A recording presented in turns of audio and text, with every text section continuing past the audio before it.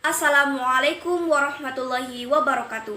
Kali ini kami akan mempresentasikan salah satu mata kuliah dari analisis real yang diampu oleh Bapak Arif Abdul Haq SSI MPD, yaitu tentang himpunan terbuka dan tertutup.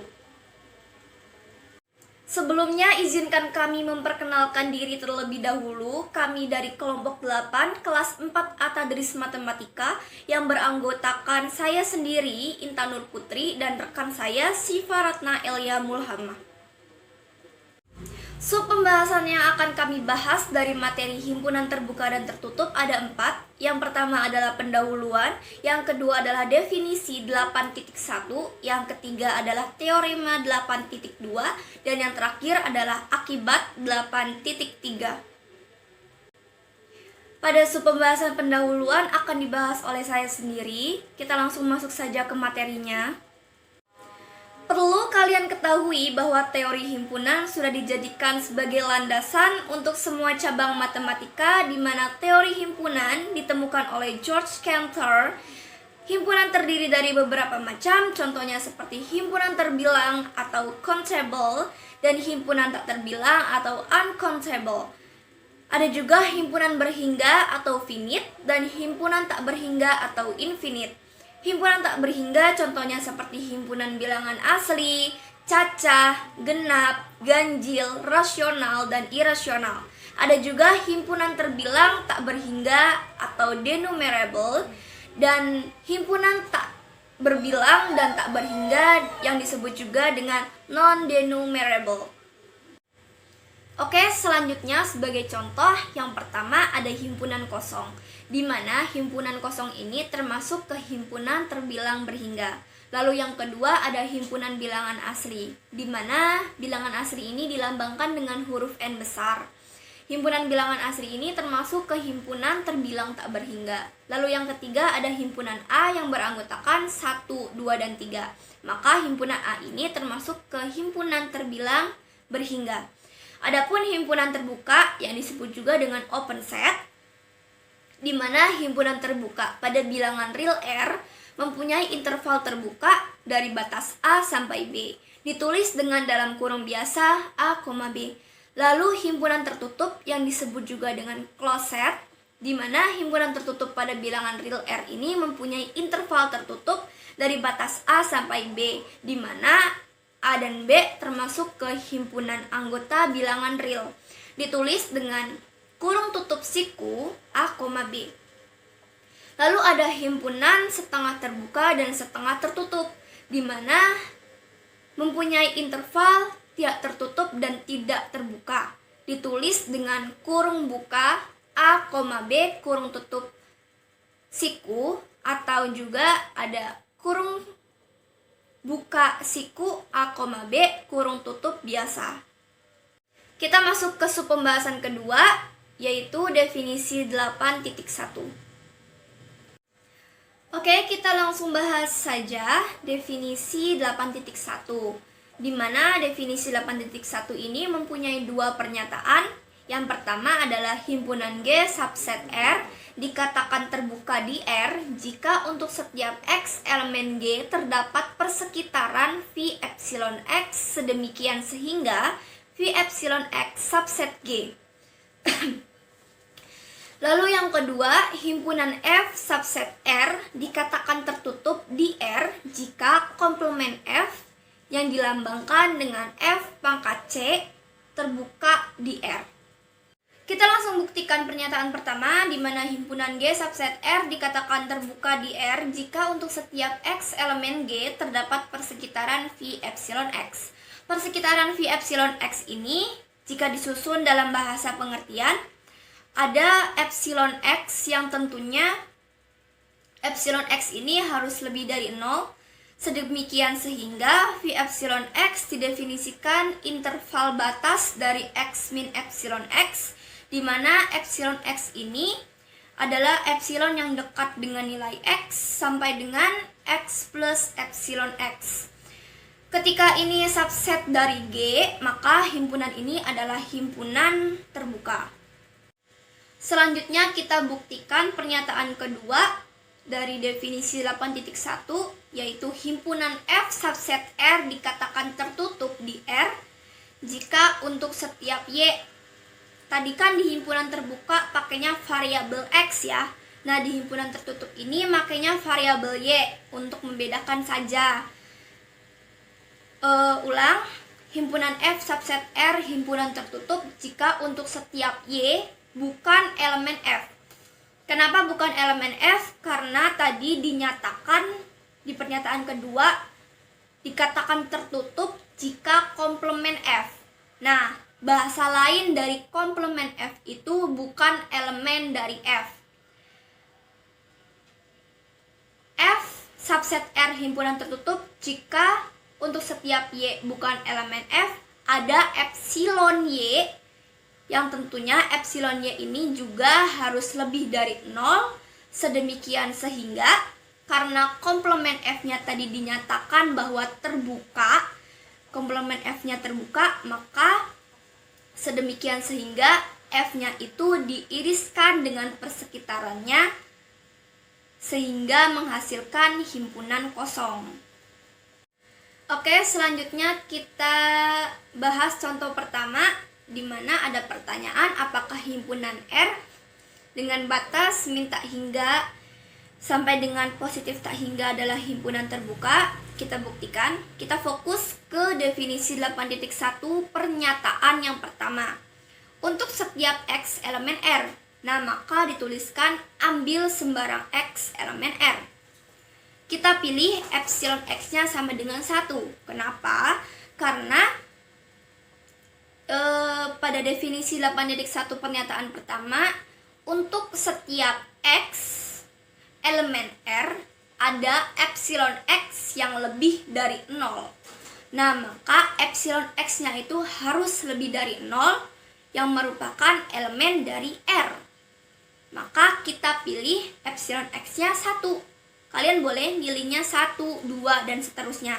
Di sini saya makainya epsilon X-nya sama dengan 1. Maka diperoleh V epsilon X. V epsilon X sebagai persekitarannya. Tadi kan di definisi 8.1 pernyataan pertama, persekitarannya itu adalah X min epsilon X sampai dengan X plus epsilon X subset R. Nah, maka tadi kan epsilon X-nya kita pilih 1. Nah, kita substitusikan sehingga diperoleh V epsilon X sama dengan X min 1 sampai dengan X plus 1. Nah, ini adalah subset dari R. Ini terbukti berarti untuk setiap X-nya adalah elemen dari R, sehingga V epsilon X-nya subset R. Jadi, himpunan R ini adalah himpunan terbuka. Oke, selanjutnya kita bahas contoh kedua, di mana misalkan himpunan G adalah X elemen R, sedemikian sehingga X-nya lebih dari 0 dan kurang dari 1. Apakah G himpunan terbuka? Caranya sama, kita buktikan dengan fokus ke definisi 8.1 pernyataan pertama. Kita ambil sembarang X elemen G, tetapi di sini walaupun kita X-nya ambil sembarang, harus memperhatikan batas intervalnya. Batas intervalnya adalah X lebih dari 0 dan kurang dari 1. Maka X yang diambil harus elemen dari 0 sampai dengan 1. Nah, memilih epsilon X-nya itu minimum dari batas interval tersebut. Nah, batas interval pertama adalah X lebih dari 0. Berarti udah sesuai kan, karena epsilon X itu harus lebih dari 0. Karena batas intervalnya hanya 0 dan 1, maka kita ambil tengah-tengahnya. Batas interval pertama adalah X lebih dari 0, maka tengah-tengahnya adalah X per 2 lebih dari 0. Nah, maka epsilon X pertama adalah X per 2. Nah, lalu epsilon X yang kedua kita ambil dari batas interval kedua, yaitu X kurang dari 1. Karena epsilon X harus lebih dari 0, maka kita pindah ruaskan X-nya, yaitu menjadi 1 min X lebih dari 0. Nah, seperti tadi, karena tengah-tengah, maka kita juga harus mengambil epsilon x-nya adalah minimum, maka epsilon x kedua adalah 1 min x per 2. Itu pengambilan dari epsilon x-nya. Langkah selanjutnya adalah kita memasukkan epsilon x-nya ke batas persekitarannya. Karena di sini epsilon x-nya ada 2, maka yang pertama adalah jika epsilon x-nya sama dengan x per 2, maka batas persekitaran x min epsilon x-nya sama dengan x min x per 2 sama dengan x per 2 lebih dari 0. Kenapa lebih dari 0? Karena batas interval pertamanya adalah x lebih dari 0. Nah, itu untuk pernyataan yang pertamanya. Karena x per 2-nya kurang dari 1 min x per 2, maka x-nya adalah lebih dari 0 dan kurang dari 1 per 2. Itu dari mana? Itu dari x per 2 kurang dari 1 min x per 2. Kita kalikan kedua ruasnya dikali 2 menjadi x kurang dari 1 min x. Lalu kedua ruasnya kita tambahkan x menjadi 2x kurang dari 1. Lalu kita bagi 2 kedua ruasnya menjadi x kurang dari 1 per 2. Lalu kenapa lebih dari 0? Karena di sini kita membuktikan untuk interval pertamanya dulu, yaitu lebih dari 0. Maka x-nya adalah lebih dari 0 dan kurang dari 1 per 2. Nah, kita masukkan ke batas persekitaran yang kedua, yaitu x plus epsilon x sama dengan x plus x per 2 sama dengan 3x per 2. Karena x-nya tadi 1 per 2, maka 3 per 2-nya dikali 1 per 2. Maka 3x per 2 kurang dari 3 per 2 dikali 1 per 2 sama dengan 3 per 4. Nah, kurang dari 1 itu karena batas interval keduanya adalah x kurang dari 1. Itu untuk pernyataan yang kedua. Dari pernyataan pertama dan yang kedua, sedemikian sehingga batas persekitaran x min epsilon x sampai dengan x plus epsilon x sama dengan x per 2 sampai dengan 3x per 2. Nah, x per 2 sampai dengan 3x per 2 ini masih merupakan subset dari 0 sampai dengan 1. Itu untuk pernyataan yang ketiga. Lalu epsilon yang keduanya, jika epsilon x sama dengan 1 min x per 2, maka 1 min x per 2 kurang dari x per 2, atau x lebih dari 1 per 2 dan kurang dari 1.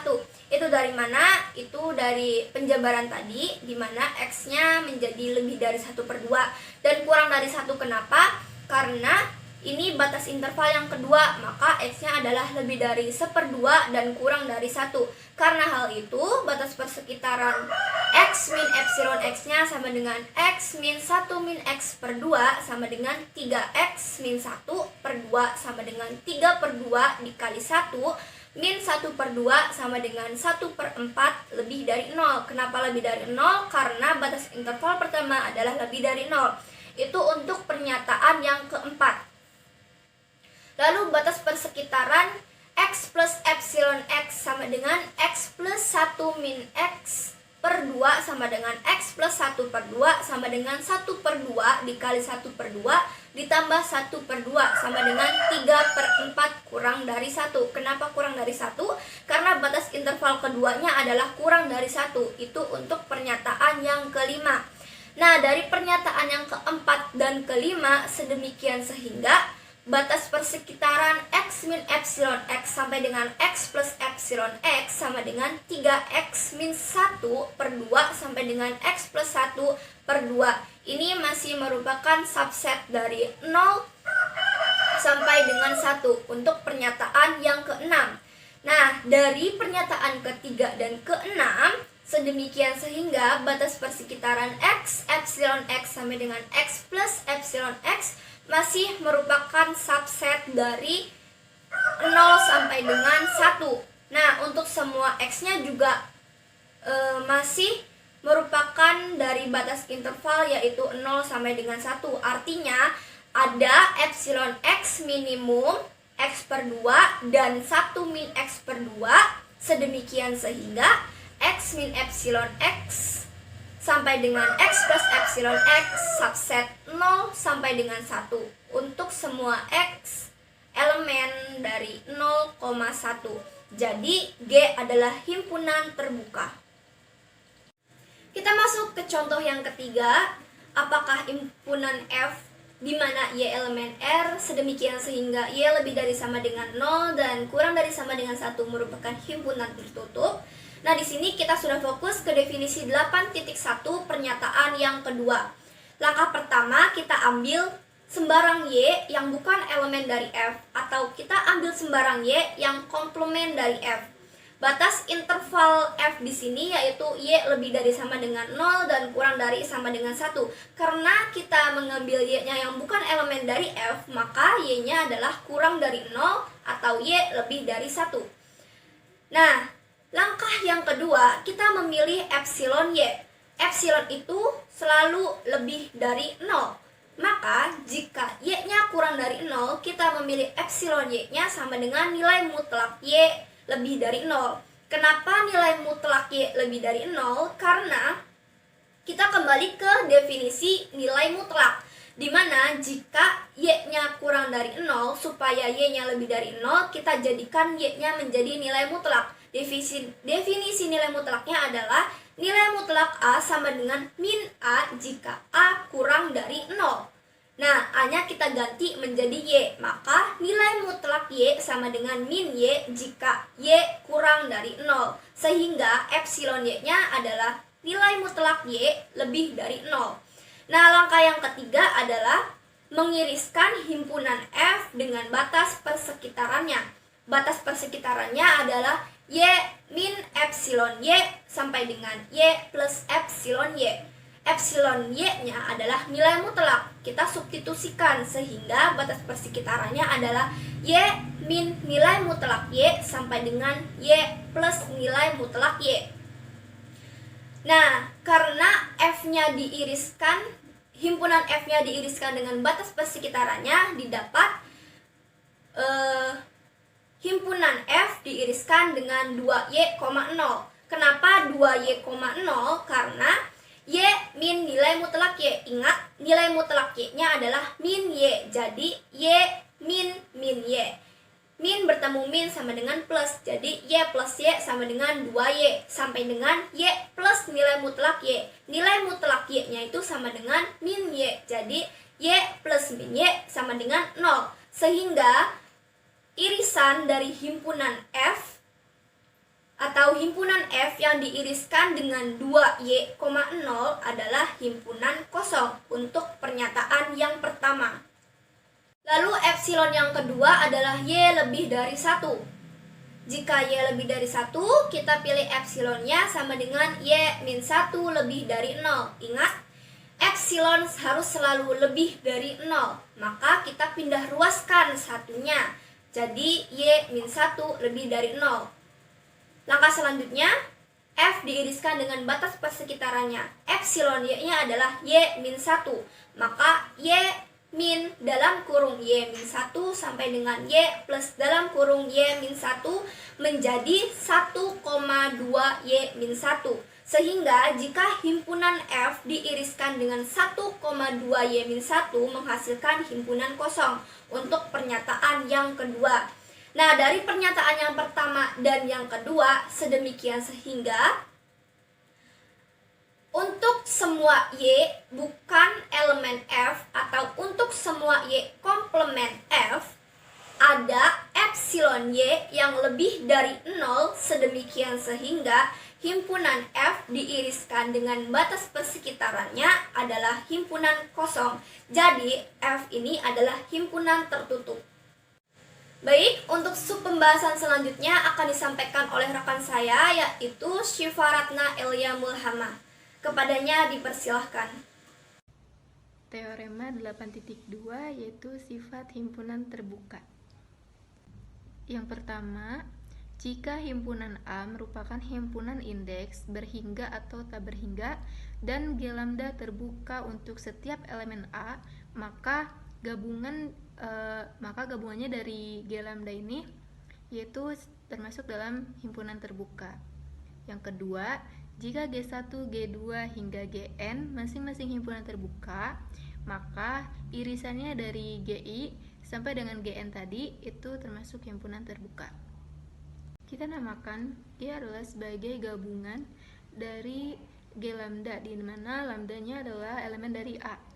kita ambil X elemen G sebarang, maka terdapat lambda 0 atau kita bisa sebut dengan epsilon.